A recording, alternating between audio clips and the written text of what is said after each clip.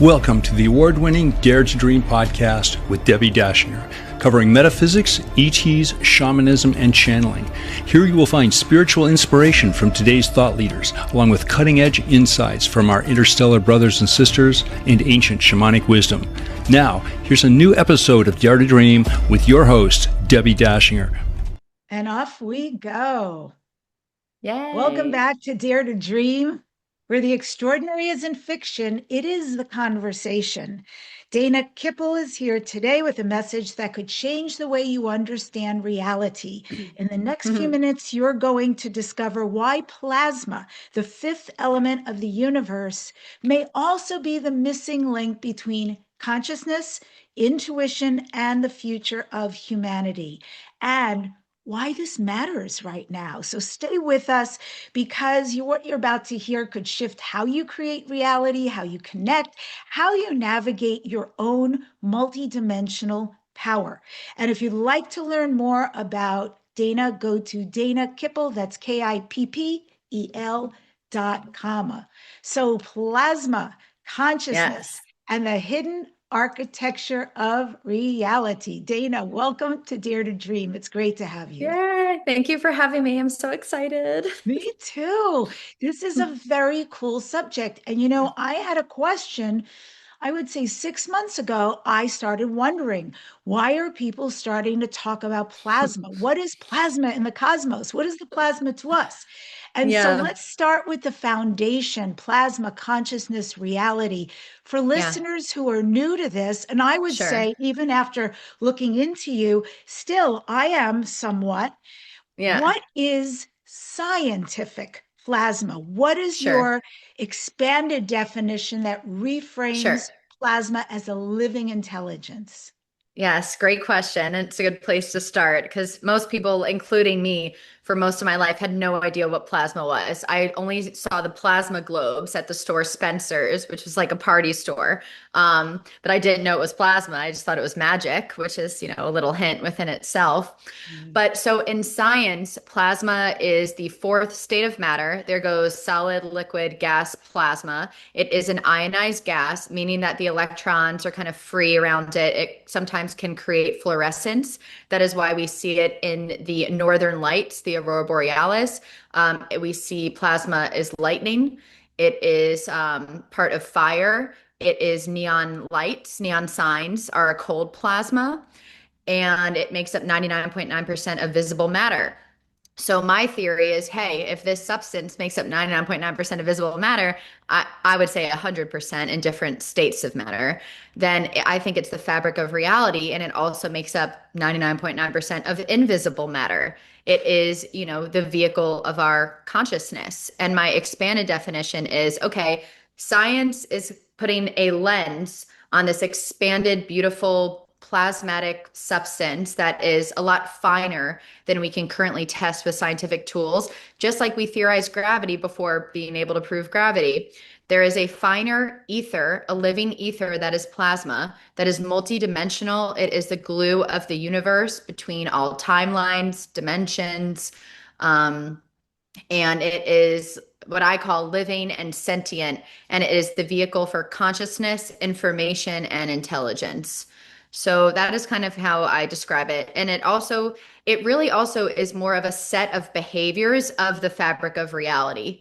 And an interesting subject too is plasma actually means to mold in Greek. So the name came from literally to mold. So it is like this divine, almost feminine substance that our masculine, active consciousness molds with our higher self. Well, like one hand is your hand, the other is your higher self, to create reality with this like intelligent clay of the universe. So we have to know about our, dancing partner in life. We're in a relationship with this substance and we don't even realize it. Your background, because I know you call yourself a polymath. That's a big title.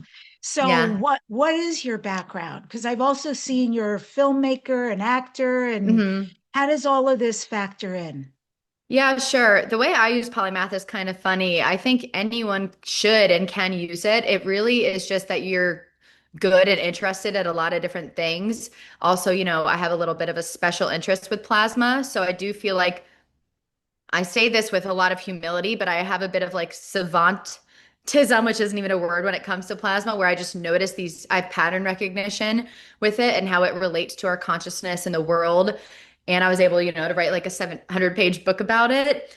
But a polymath really is just when you're good at a lot of things. And, I'm neurodivergent from a very early age. I was always smart, but I was not school smart. I actually didn't even go to college. I didn't do that great in school either. I did amazing at what I loved, which was math and science. I did horrible at history because I thought most of it was fake. I didn't think I needed to learn Spanish, so I got a D in Spanish. Um, and I did great at like cheerleading because I love cheerleading. So basically, I feel like you can be a polymath when you just love what you're doing and your intelligence kind of thrives on that. And then yeah, my background really was just that I was really good at math and science. I've always had a propensity for it. I had very high scores in quantitative reasoning, pattern recognition, puzzles. And I had low scores with performance anxiety, which means when I get into my logical brain, I shut down. So I've kind of taught myself how to stay in my right creative brain and that I don't need to impress other scientists or logical people, that I'm more smart when I'm in a state of play and not worrying about being smart.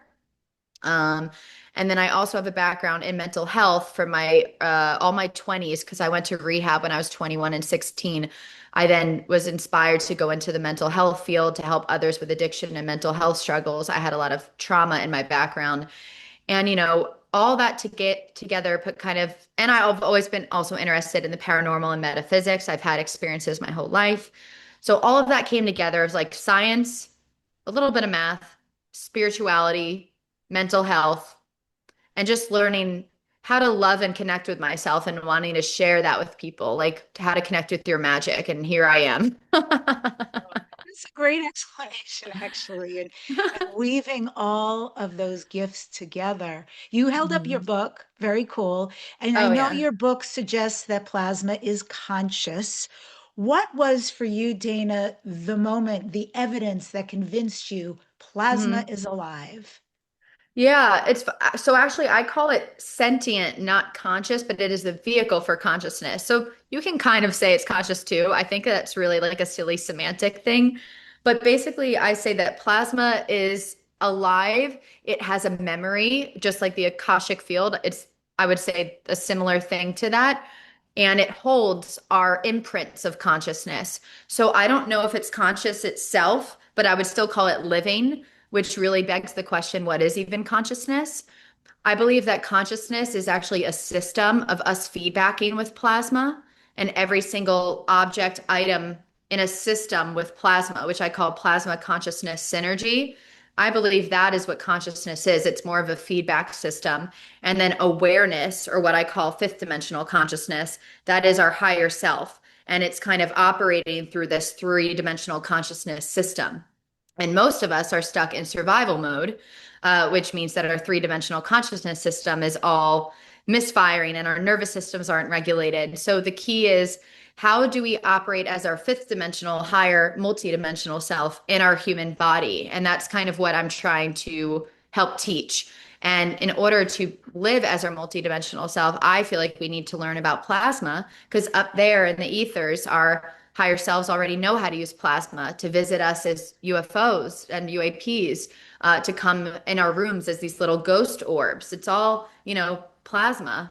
Um, so they know how to use it and they want us to learn how to harmonize with it, not to use it for like tools to create like nuclear fusion and blow up the world. That's why UAPs usually are driving around power plants and stuff. They don't want any of that. They're like, hey guys, use your consciousness to harmonize with plasma, and we will show you more than you've ever been able to imagine, like the most futuristic, amazing technologies that actually give back to the earth.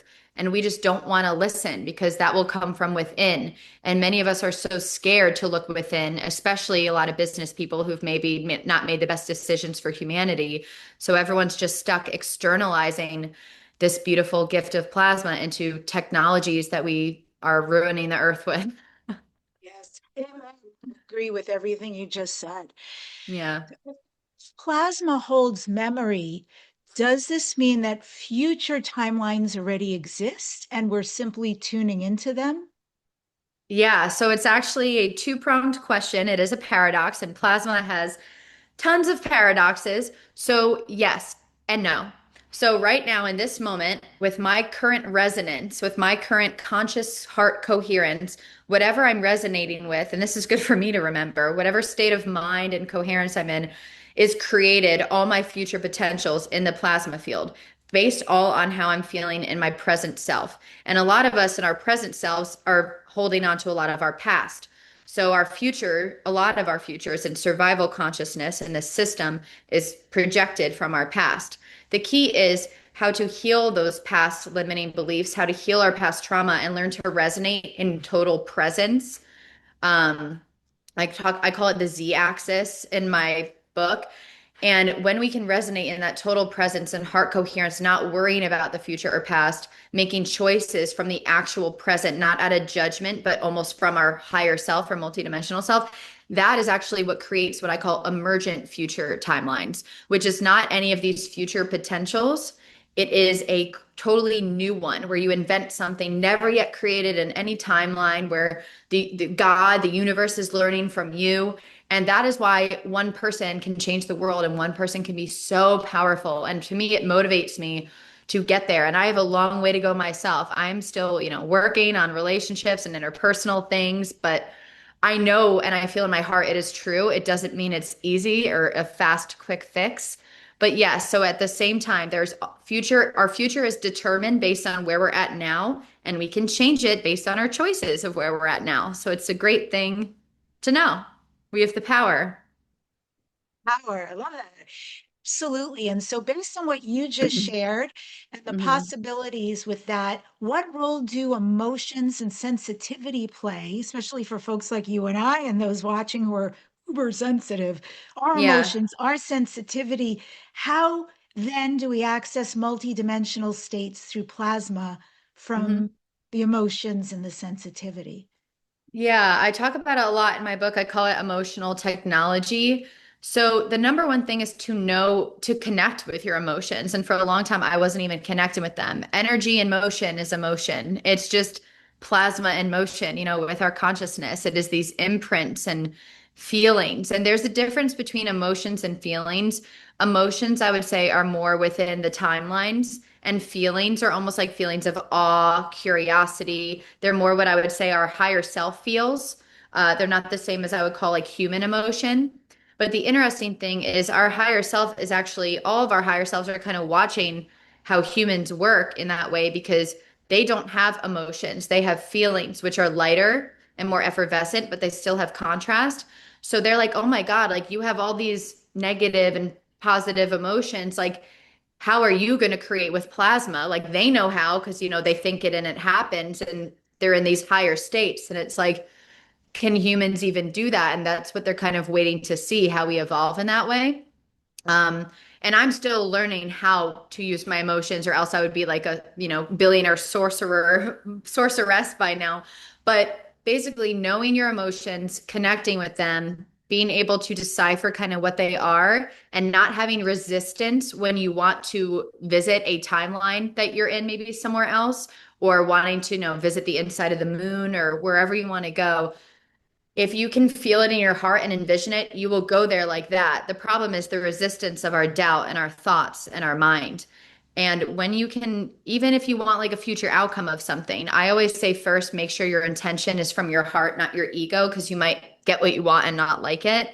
But when you really feel like you want it from your heart and soul, and you follow that emotion every day, and I would call it a mix of actually feelings and emotions, if you're really following that higher calling, it is like casting a hook, and then it will pull you towards it. And as you go by feeling, not logic, you pull yourself towards that future potential that you want to create for yourself. That's one way to do it. And then the other way, which is kind of what I feel like is fun, is just to sit in the mystery of things, like just focusing on what do I feel like choosing, not what I want to create in the future per se. I have some ideas, but it's more like I would love to see what, my highest self can dream for me. So, or, what you call maybe God could dream for me. So I sit in my mystery, I try to make choices from the present. I'm not perfect at it, from my emotion and feeling, not from past emotion and limiting beliefs, but my current, presence of feeling. And I just let whatever comes come. And it's always so much more beautiful than what I could ever make. So I think there's two ways to do it. And I think both are okay. And I think you could do a mix. Like, I've manifested and I've also kind of said, I want to feel like this today. Let's see what happens out of that. Mm. So it's just That's fun. that's amazing. Yeah, Hmm. I like that. I like those options too, very Yeah. much, because it takes the onus off of having to know. And Yeah. much like you said, often when we feel like we know well, if I had this outcome, this person, this house, this situation, job, it's Yeah. actually a limited version of what's possible, Yes. right? And when Yes. we release instead to the feelings we like to be in and immersed in, and allow maybe something much juicier to be created or co-created on our behalf. That's very powerful. And it also Yeah. feels really good to be that Yeah. let go. What Yeah. about you and your personal experience for activation and discovery? Can you share a personal moment Hmm. where plasma visibly Yep. interacted or altered your perception of reality and the Yep. outcome in your reality? Sure. I would say a lot in the beginning was visuals, and now it's more of like body feelings, less visuals, but there still are visuals sometimes. So in my beginning of my journey when I was 30 and started meditating, the third time I meditated, I was like in this like no, this was not the third time. This was the first time before I knew it was plasma. I was in like this fractal pink womb of what I now know as plasma. And I knew I was from there. I was going back there. That's why I kind of associate it with like Mary Magdalene and the divine feminine and the womb of creation, which it literally is. It holds our consciousness, it supports our consciousness to create. And I just knew I was okay no matter what human stuff was going on. And it doesn't mean I don't forget that from time to time, but I have the recording of it. It was such a beautiful experience. And I should listen to that every morning if I was being a very good human, but I make mistakes. And so that was seeing it in my mind's eye, but also kind of really being there, I felt.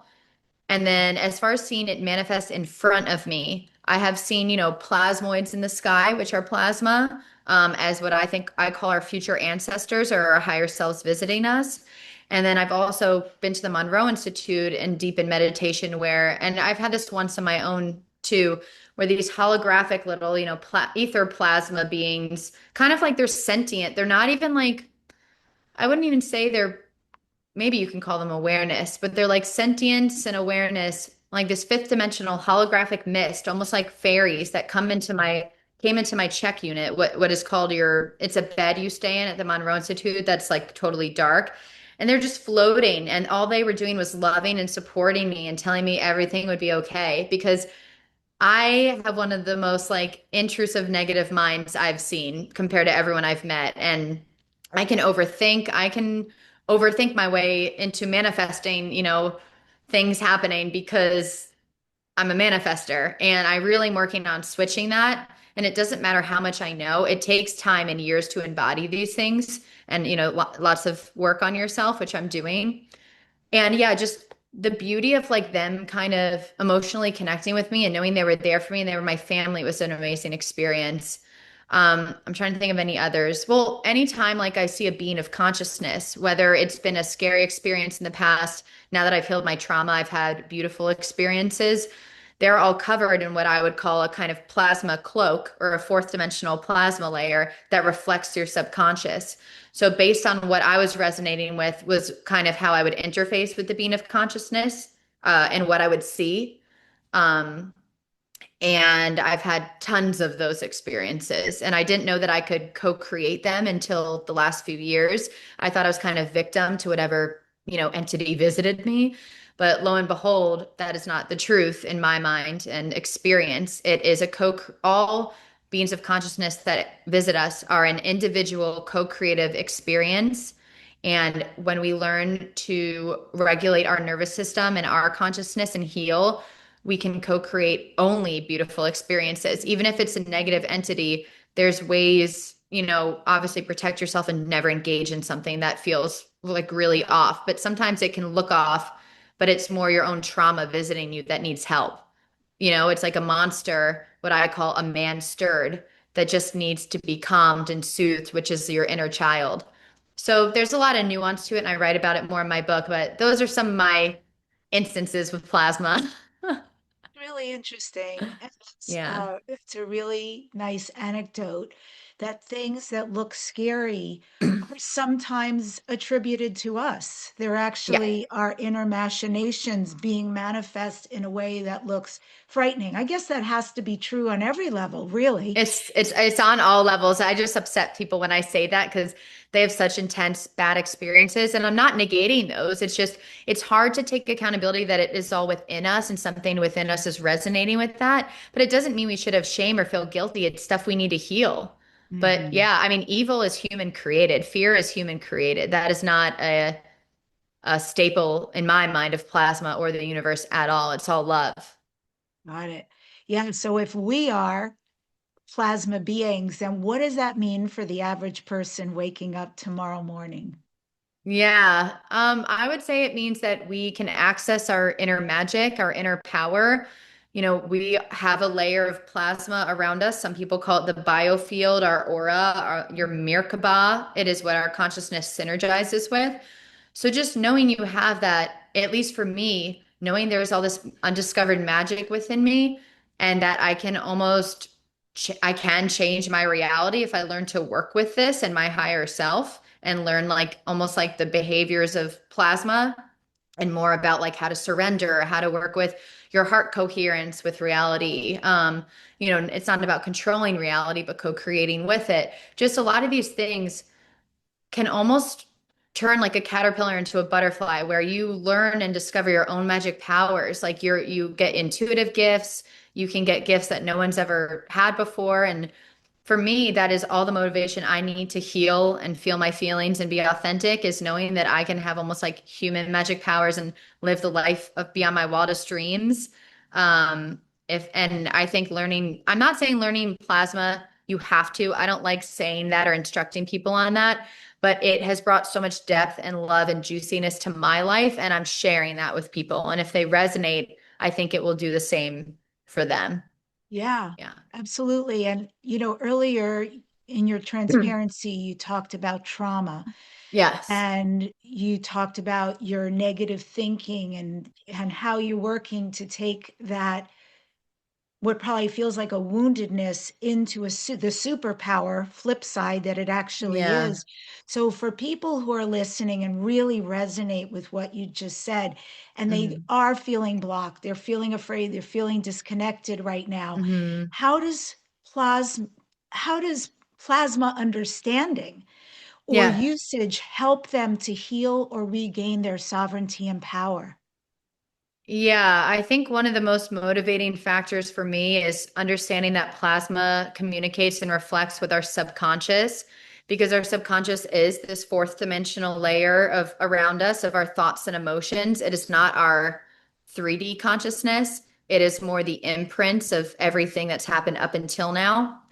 So, and you can hack that. You can change that and bring your fifth dimensional consciousness down into this fourth dimensional layer and communicate with it from a higher purpose. But most of us are stuck in these limiting beliefs that we don't even know is running the show. Like, I'm not worthy. I have to earn, I have to earn love. Everyone leaves me. If I do this thing and this thing wrong, no one will talk to me again. I mean, I can go on forever with negative and limiting beliefs because I've had a lot of them in my life. But to understand that plasma is only trying to give us what we want, and it thinks what we want is our subconscious, that right there can motivate anyone. Because, for instance, if you're thinking you should, if you're thinking thoughts about, not wanting to hurt yourself, but just like, oh, I should just die, or oh, this and this, like plasma will give that to you. And it's not because it's evil, it's reflecting your subconscious. So if you're thinking, oh, I look horrible, it's like, oh, you want to look horrible, like here you go, I'll give you more of that kind of thing. So, and we all forget this, and I'm not saying this, it happens like that. That's why the laws of the universe work not like that, because if it would do it with positive, it would have to do with negative thoughts too. And positive thoughts are way more powerful than negative thoughts because they have love in them. So that just naturally connects more with plasma. It's more visible to plasma when you're in your heart energy versus your fear. But it's still, repetitive anything plasma will latch onto and give you that back. So it's very important to, I don't remember why I went on a tangent, but just knowing that plasma reflects your subconscious is motivation to heal your subconscious. That way you can create more good things in your life versus, things from your past limiting belief systems or yeah. Well, then is there something specific they can do? Is there a protocol? Is there Hmm. steps? What kind of training would Sure. you offer? Sure. I am. Oh, well, by the time this is out, I won't have. Well, I have a magic class on plasma and consciousness. I'm also presenting it at the Conscious Life Expo. I also have it on my website that people could buy as a video if they don't want to read like a 700-page book of practices and things. But I'll give two simple practices, and they're extremely human and extremely simple. One of them is just literally nervous system regulation. It is going on YouTube. It is looking up vagus nerve resets. It is looking up somatic yoga. It is looking up shaking, like African shaking or qigong. I don't know. I never know how to pronounce that. And doing things to work with your energetic body to heal your trauma. And a lot of us store a lot of our trauma in our body, working with like fascia releases. And because you can get therapy all day, but if you're not applying it with action to your body and integrating it in your life, you may as well not get therapy. And then the other thing is therapy, but I wouldn't say cognitive behavioral therapy. I had that my whole life. It never worked. But I would say look into hypnotherapy, internal family systems, and past life regressions. This thing called comprehensive resource model, which completely changed my life. My therapist studied that, somatic therapy. These are things that are extremely human and you wouldn't think really are linked to plasma, but plasma reads your senses, your nervous system, your subconscious. So anything to rewire and heal and transmute your subconscious ultimately will connect with plasma. And the more I've healed, the more abundant I've gotten.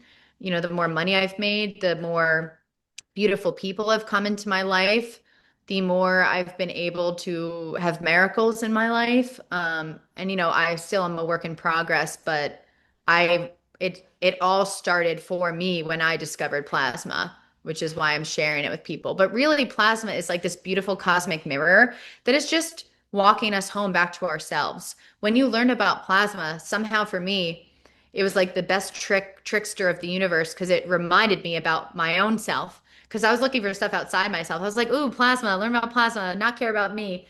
And somehow it was like, nope, we're gonna flip this mirror and tell you all about you. So I think by learning about plasma, it really just puts the mirror back on learning and facing yourself, which, some people don't want, but that's what we need. We need, that's for sure. I mean, we're a big component of where we're headed and the choices, Yeah. the collective timelines we make for the planet, for ourselves. So, yes, when we work Yeah. on ourselves and everything on the outside gets reflected way more positively, abundantly, lovingly. And so, Yeah. yeah, when you work on yourself, I mean, I actually think it's such an important point that you make. When we work on ourselves, it is for us. It creates so Yeah. much more peace and ease and better thoughts and better outcomes. And Mm-hmm. exponential to that is that then everything on the outside also is Yeah. reflected and we're better to people. Yeah. So Yeah. And with what you're saying too, like one thing that's coming to me is also letting ourselves have those dark emotions, like crying and anger and grief and frustration. And if we don't let ourselves feel it, they stay knotted in us. Like I've been feeling weird the past few days, and I know because I haven't let myself cry, like it's knotting in my stomach right now. So like when you're feeling those things, like let it out. Once again, YouTube, there's like emotional release videos everywhere. I mean, there's no excuse. It really is just about facing ourselves and those dark parts and knowing that because you have a bad day or a bad few moments does not mean you're going to manifest bad things or will have a bad future. You're actually having to face them and feel them. And it's about My friend, her name on Instagram is In Awe Manifestation. Haley Lloyd. She said talked about this, and it really resonated with me that you can still have a bad day or negative feelings, like grief or whatever or anger. But if you're as long as your belief system underneath it is still abundant, you're fine. So if you think, oh, I'm having a bad day, so I'm not going to make money, that's a problem. Or having a bad day, I'm going to get sick. That's the belief is the problem. Instead of thinking, oh, I'm having a bad day, but money's still coming in. Oh, I'm having a bad day, but tomorrow will be better and I'm going to keep being healthy. So it's really about the beliefs that are almost underneath those feelings that we should worry about more. But yeah, just we have to let ourselves feel. It's all bubbling up all the time. Really, it sounds like a simple point, but it's really a huge point. And Yeah. Dana, when I'm interviewed by Yeah. media or podcasts, Yeah. one of the questions they ask is, how do, and I have to always preface it with the word benevolent, how do the benevolent extraterrestrials view us? Like, why us? Why are they even interested? And there's a Yeah. lot to that answer, including the fact that genetically we are family. But Yeah. outside of that, they don't look at us. Yes, they're far more advanced, far more civilized, peaceful, telepathic, all Yeah. of that. The Yep. most important point is one of the things they love and appreciate about humanity is our emotions. They Yeah. don't have that wide buffet of emotions, nor Yeah. resilience like Yeah. humans do. And so that's Hmm. one of, and plus our capacity to love. And Yeah. to a Pleiadian, to a Lyran, to an Orion, to an Andromedan, to an Arcturian, they have Yeah. all told me this through channelers. So, and Yeah. Sasani. So saying Yeah. that, if that's true, if the Yeah. extraterrestrials look down upon humanity and go, whoa, isn't that amazing? If the Greys say, aren't we so stupid that we Yeah. genetically remastered ourselves to remove emotions, and now Yeah. our bloodline, so to speak, is dying because we can't give birth, we can't populate our people. Yeah. Why were they doing all the abductions 40s, 50s, 60s with people? Because they were extracting things so they could get emotions back into them and start having hybrid children. So, Wow. That makes all of that sense. said, if that's true, if we Yeah. are beloved because of our emotions, appreciated, then feel them all. There is no Yes. emotion, I can promise you, Yeah. experience, no emotion that's going to kill you. I am a I deep, know. deep, deep feeler and I expresser. know.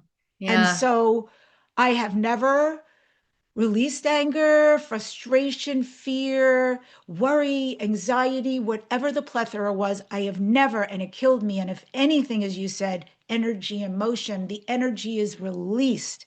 And it is so beautiful, so Mm. powerful, so calming. And I used to do this exercise. It was really interesting. A million years ago, it feels like a million years ago, I was in a 12-step program. Yeah, And me too. I loved the big book. I really loved Yeah. the big book. I thought so much wisdom. And you know how in Yeah. the big book they say, and the answer to all my problems, Oh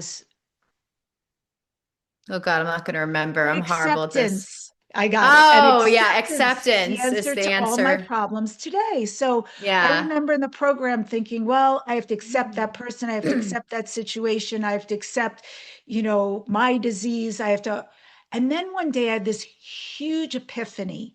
Yeah. And it said, oh my God, because I stuffed anger. It was not okay to feel, acknowledge, express. Same.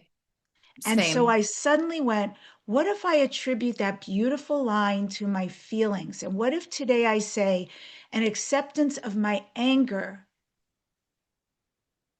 is the answer to all my problems for today? So I would sit Mm. in a chair. I will never remember the situation, but it was big at the Yeah. moment. And I would just say, I accept this anger. This anger is real. It's right to feel this. It makes sense to feel this. I am feeling this. And I would Mm. sit fully in the expression inside of myself, for instance, Yeah. of anger. And what happened that blew me away and was unexpected is within 5 minutes, it was gone. It does that. And we resist it for so long. You just helped me kind of process my feeling as you were saying that. Yeah. It really is just about not, you don't even have to make a story about it. You just feel it. And you don't try to feel it. You just let it almost feel you. And then it just passes through you like a wave. But that's so beautiful. Wow. It's a truth, right?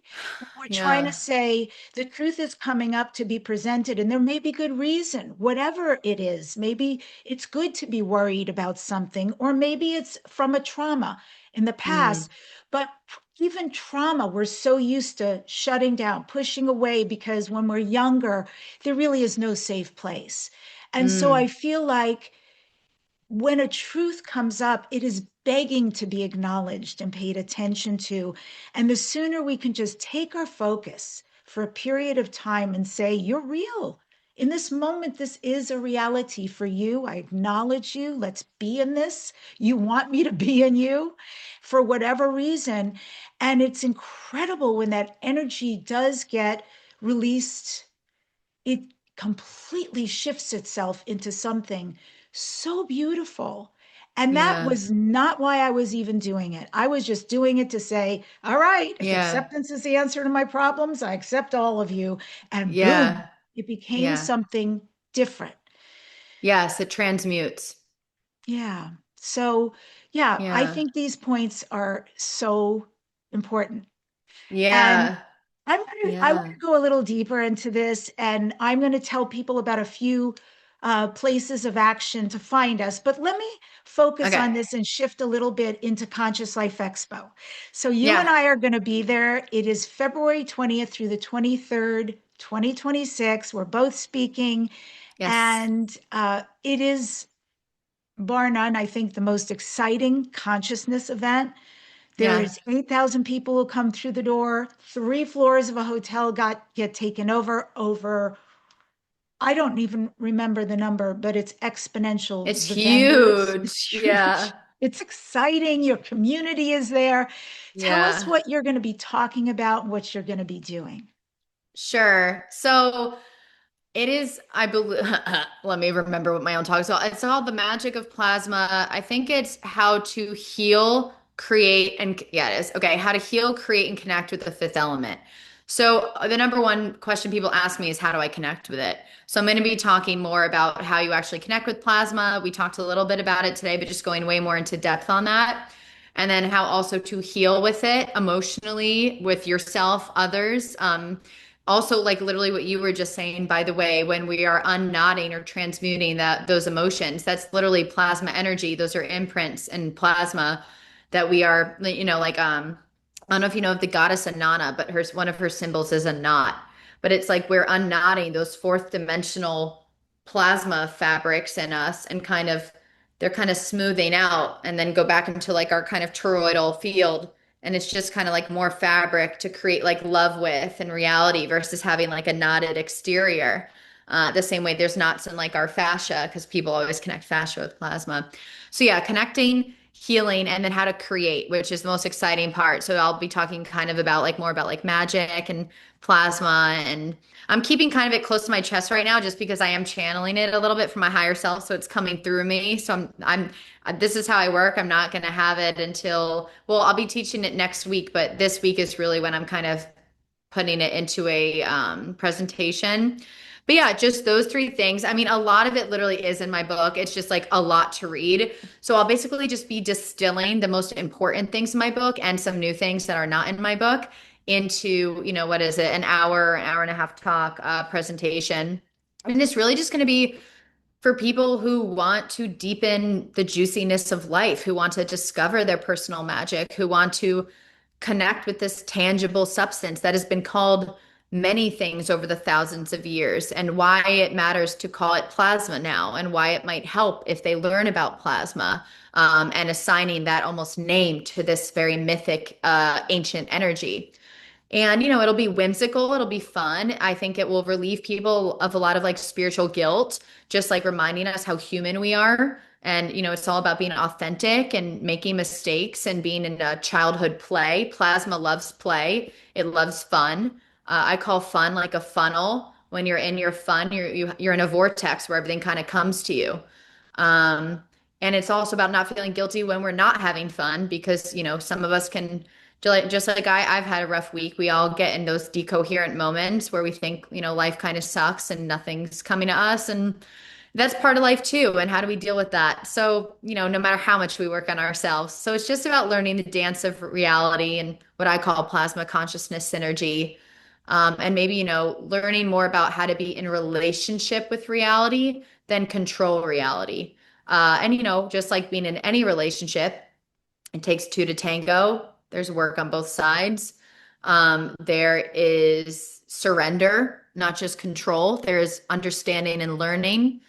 There's love and unconditional love. So, just applying those all to plasma and consciousness with a dose of magic. Yeah. So exciting. How cool. So Yeah. for folks who are going, I'll have some of that, please.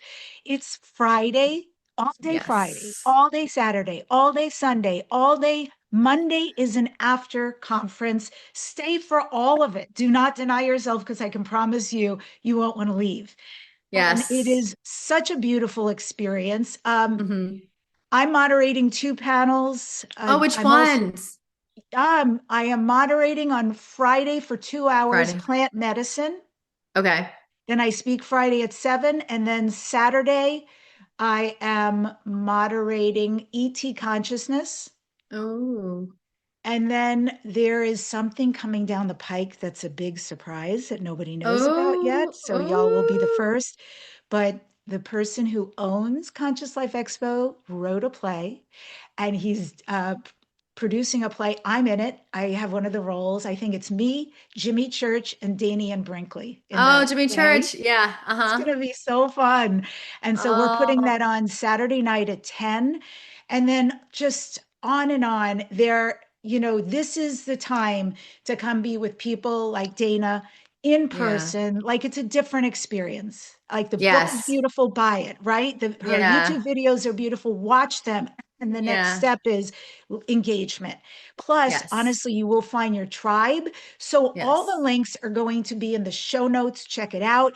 For those who are listening instead of watching or reading, go to debbidachinger.com/CLE, made a pretty link for you.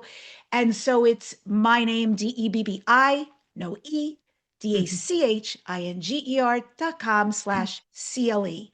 Let me invite you into a few more things for those who would like to find out who you are galactically, what your ancestry is from the cosmos. I invite you to free access to a Starseed video and report.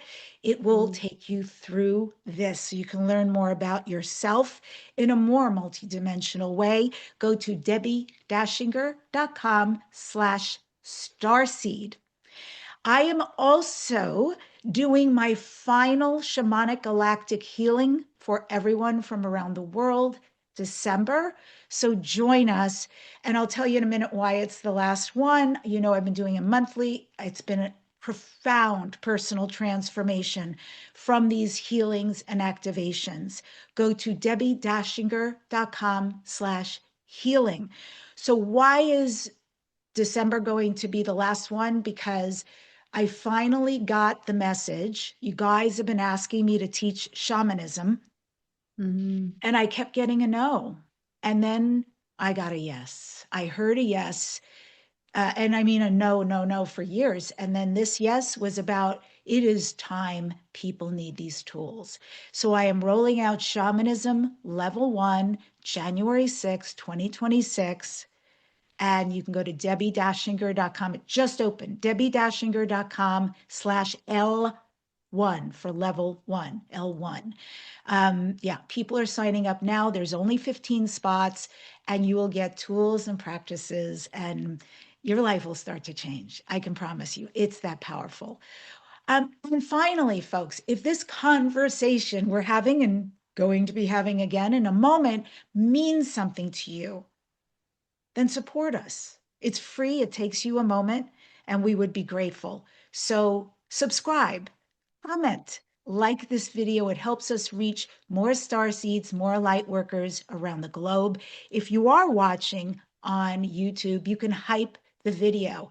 That means a lot. You can hype for free for up to 3 times a week. So please do it. We look to you for all the beautiful free content that we provide. Okay, Miss Dana. So, Yeah.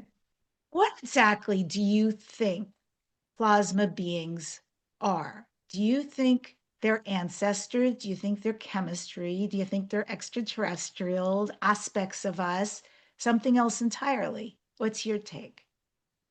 Yeah, the way I talk about it in my book is I believe it is plasma beings are all the beings we come into contact with, literally even humans, and they're all encased in plasma. They can be consciousness encased in plasma as we define it right now, and what I call intelligence encased in plasma. And then there's informational plasma beings, which is information encased in plasma. So those three can look like, third dimensional plasma beings, which are literally like you and me. We're plasma beings. We're made of, blood plasma. We have a plasma aura. We are literally plasma ourselves. We're plasma people. And, that is why when you look at someone, it's important to not look at them from your own conscious judgment, because it's basically proof, like, they reflect your subconscious. Any human is perfect training ground for these conscious being realms, because the same as they reflect our subconscious, human beings reflect our subconscious. So there's a lot you can learn about your own internalized judgments when you're noticing your judgments of other people. And you probably know best, like when you're not judging people and you're seeing the truth of them and connecting with them, that's when you see the true person. And it can be a beautiful thing when you open that space up for someone. And then there's what I call fourth dimensional informational plasma beings, which are, within our timeline, past, present, future. Um, and they are information packets of trauma, of memory, of maybe magic our ancestors left for us. They can be positive too, not always negative, like Dakinis they might show up as. They might show up in gray aliens, they might show up as Bigfoot, cryptids, demons, witch ladies, fairies. They could show up as anything. They are all in what I call this fourth dimensional plasma paint of archetypes and of all mythological creatures, because they come dressed in what our memory remembers. So whatever we're most recognizable, they will come either what our culture recognizes, or like something maybe we've seen before, or sometimes it's something we haven't seen and we actually look it up to learn more about like why it came in that kind of suit, plasma suit. And the informational beings, I wouldn't call conscious. I would call them more conscious imprints, more sentience or informational packets, and then that reflect our subconscious. And then, the way to get to see the truth of them is obviously to heal ourselves and to use curiosity to question what's behind that first layer of what we're seeing. Then there's intelligent, or what I also would call awareness or 5D consciousness, which I think are most of these interdimensional things visiting us. They are conscious, they have free will, and they're all benevolent. And I think they also have to come through this fourth dimensional layer to get to our three-dimensional reality. So the confusing part is they wear the same clothes as these informational plasma beings. So the only way to kind of decipher like what's really in there, whether it's a timeline, yourself visiting you from another timeline, it's your inner child trauma, it's someone sending you not good energy, it's an interdimensional being visiting you from another world, it's your higher self visiting you. You're only going to know that once you can get through that subconscious layer and see the truth of that information. And you can maybe find that out through channeling, journaling, not judging, letting things, when you're experiencing these things, not assigning meaning to it, and giving yourself a few days to really integrate the experience, letting things kind of reveal themselves to you, letting it be a mystery, and just taking like, what you get from it and discerning if you want to apply that to your life. But anyway, I would call plasma beings everything we come across. This poor thing, I want to nerd out with you for a minute because Mhm. you did a video and I really love the video. And you were so excited in the video because you were making this connection, these incredible parallels between Philip Pullman's dust and the Yeah. dusty complex plasma. And I want to talk about that for folks who don't know who that is, and so by the way, that was a great video for me because I'm trying to remember how it worked, but I think it started with me watching the entire TV series. Mm. And I was really upset when it didn't continue. I think they did five Oh, seasons, 4 seasons, yeah. but it was like Yeah. I loved it, right? Then I went Hmm. back and I watched the original movie, Golden Compass. Yeah. Yeah. And then I started doing the books, and I'm an Audible person. So it was like, book it. They're really good too. And it was Yeah. book after book after book. And the new one, by the way, The I think rose it field. just I came have out. it. Totally. So that Yeah. was a very cool way to connect this. Talk more about that. How, Yeah. I mean, let's just start with how fiction is reflecting real metaphysical science. Yeah, I have a whole like mini chapter in my book called Plasma, the Hollywood Star, about how like plasma is, in the dark materials. It's also in what is his name? Philip K. Dick. He called it plasmate, and he wrote all of these things about plasmate and how it's like this intelligent pink substance that is like a laser. And he wrote a book called Valis about it. It's so crazy, but. Dark materials. So Philip Pullman writes about this like sentient dust. I think he relates it more to actual consciousness, but in he also there's a lot of so first is the altheometer. So Lyra, the one of the characters, has to communicate with dust with this altheometer. And if you go through his stories, you learn it's just like the alchemist journey. She has beginner's luck, just like I had. She has a very easy time communicating. She's in a state of play with this plasma, with this dust. It comes to her through mythological symbols, just like it did to me, kind of tells her things. And then eventually she gets more into logic and doubt and, all these people around her and starts can't communicate. And I had this happen, and I'm still kind of coming off the edge of this where I was just like, pressure and all these people are seeing me now and I have to perform. And it's like, that's not what it's about. And then at the end, kind of getting back into a more integrated of, okay, now she has the wisdom, the depth, the discernment, and realize that she had to go through that dark blind spot to get to the other side. That we all have to part with our beginner's luck and go through that desert, that journey to get to the other side, that integrated side of communicating with plasma and our higher selves and understanding that these symbols that come through, we have to discern them. We can't spiritual bypass ourselves with them, so which we sometimes can get into early on, or like not integrate it in our body or our lives. Like how we see people who channel, but their entire life is messed up. I was like that as well. Um, and there's so much lessons in that book from the altheometer and learning how to read it that I learned from. And then there's Mary Malone character, I think her name is, like very much like Mary Magdalene, that also like creates a computer, I think, that communicates with this dust. I wrote a movie about this before I ever even looked into the dark materials about a woman making a computer to communicate with plasma. So I just felt when I found that, I thought it was insane. And there's so many breadcrumbs there. I'll let people read it themselves. And the fact that the books are called, like there's the Northern Lights, which is literally plasma. There's the Amber Spyglass, which has a lot to do with plasma, which I'll talk about another time because I'll go on way too much of a tangent. The Subtle Knife, which is literally your consciousness cutting through plasma using subtle energy versus, like control, control. And then the Rosefield book, and I'll go back. The Book of Dust, which the Rosefield is like the third installment in that. Dusty complex plasma is a real thing in science, which is the closest thing to conscious plasma you can think of that has properties of self-organization. It is filaments like DNA. It is these things called the Korolewski clouds between points L4 and L5 between the moon and the earth. You can look them up. Robert Temple calls them the cosmic superbrains, and they're dusty complex plasma clouds that seem to be intelligent. And it all has to do with dust, dusty complex plasma.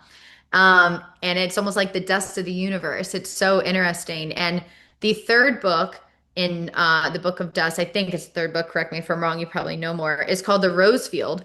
And the rose, it literally, if you were to put in a model of the universe and make it a plasma universe, the spiral universe turns into a rose. And you can look that up, I think, on like plasmauniverse.com. And it also is the secret symbol of the divine feminine of Mary Magdalene. It is the rosette of Inanna. And the word Anana backwards literally means cloud of God or cloud of Yahweh. And there's so many, and Anana also, you see the symbols of the lion. I mean, of the lion, the little ion plasma. And you also see symbols of the owl, which is just a plasma torus cut in half. There's so much like symbology and how she's like holding up in the Anana statue, she's holding up the power of the horizon, which is just the power of the in between or like the liminal space. Anyway, I get too much on a tangent, and a lot of it's in my book and sounds way better than what I'm saying. But there are so many connections. I'm sure you could bring up some in the Dark Material series and Plasma. It is actually uncanny. Yeah. It's amazing how you broke all of this down. And this alethiometer that you bring up, Yeah. it's a very powerful device, and everyone wants to get their hands on it, which is a big piece of the plot. But the thing is, of course, the bad guys want to get their hands on it, but only Lyra really and maybe a handful of other people in the whole world can use it. So she comes to it from this beautiful place, but it was also destined for her to be Yep. able to use it to gain information from every realm. And the thing I was thinking about listening to you is Mm-hmm. how Lyra's name is twofold. I mean, Lyra is a Mm. Greek instrument, a mythological, they say, Liar. instrument, right? Yes. And it's also a constellation in the sky. Mm-hmm. And then there's also the beings, the galactic beings, the Lyrans, right? Mm. Who are the Mm-hmm. lion beings from the planet of Lyra, although it's spelled Lyra. And so I was Yeah. also reflecting on that when you were Yeah. bringing it up. And I will Yes. say, like, one of my favorite things about the books, the movies, the TV series is the daemons, is that Yes. idea that I didn't every even bring that up. person Yeah.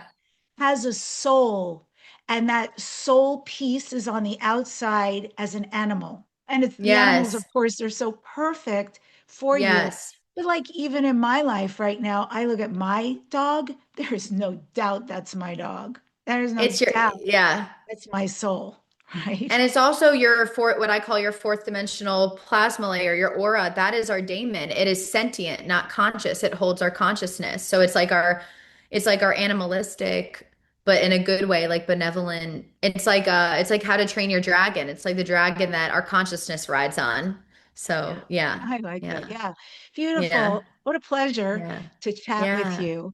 How can yeah. people find you, Dana? What's next? Yeah. Well, I want to really quick with the dark materials where because you just brought it up and it's so imperative Mm, because we are taught in these stories that only certain people can access this, right? And mhm.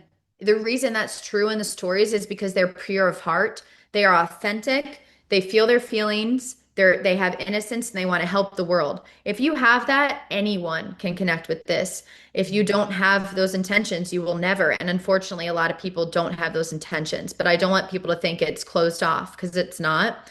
But it is if you don't have good intentions. So anyway, I knew I had the most purest of intentions no matter how many mistakes I've made, which is why I feel I have access to some of these things. And maybe I don't share everything yet, but I will in the future. Okay, where can people find me? My website is danakippel.com. The easiest way, though, to look at all my stuff, if you don't want to know in depth about me per se, but just what I have to offer, is my stand store. It is the link in my bio on my Instagram, dana.thealien.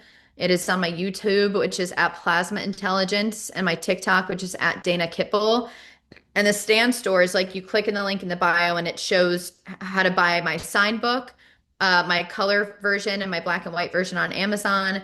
And then it also shows whatever magic classes I'm teaching this month, which I usually teach one magic class a month. And then I'll have, it'll be a live Q&A. And then I'm potentially in January, I'll be adding like a group kind of master class slash coaching just once a month just so people can kind of have a more intimate connection with me and teaching really fun stuff, whatever I feel like teaching. And if I ever don't want to do it, I'm going to stop doing it. So yeah, that's all on my stand store. And like my blog is on there and stuff too. And then I'll be speaking at the Conscious Life Expo Saturday, the 22nd at I believe 2:30 or 5 p.m., but you can go on the website to look about them in the Carmel room. I think it's at 2:30, but I'm not sure. You know all these places, plus her website, danakippel.com. So, Yes. Dana, this is Dare to Dream. What are you next, Dare to Thanks. Dream? What are your future Oh, dreams and visions? so many, but I'll just share a few, I guess. I'm working on my next book, which is actually a way shorter book about fear and how it's the same thing as our flow state and how to hack into that. Because all of us, I feel like, are dealing with fear right now. I'm working on my second feature film. I'm working on a short fantasy film. And I'm also writing another fun fantasy, well, my first fun fantasy book. And then I'm also going to be working on moving more towards like live events where I speak live about the plasma and stuff next year. So a lot of things. Well, thank you for today. Thank you for opening our minds to this subject and the possibilities and being able to have acceptance of where we are, but also open to more through using plasma and our thoughts and our willingness to maybe slice through something, step into Mm, something way greater. yes. Thank you so much for having me, Debbie. And I can't wait to see your talk and learn more about you as well. Blessings, great. And folks, I Thanks. end today's show with this reminder when we remember that consciousness is not separate from the universe, but woven through it, we finally understand that reality isn't happening to us, it's happening with us. This has been Dare to Dream for curious souls connecting with higher dimensions, extraterrestrial life, and ancient shamanic wisdom. Next week on the show, I am speaking with Ross Coulthard. I don't think I even need to say who he is. He is so famous in the UAP world. He's an investigative reporter out of Australia. He's watched by the entire world. And I am very excited to have a deep and wonderful conversation with him. Remember, subscribe to this number one transformation conversation, leave a comment, hype the show, and most of all, do what you need to do to take care of yourself right now. And you can use some of the magic that you learned today.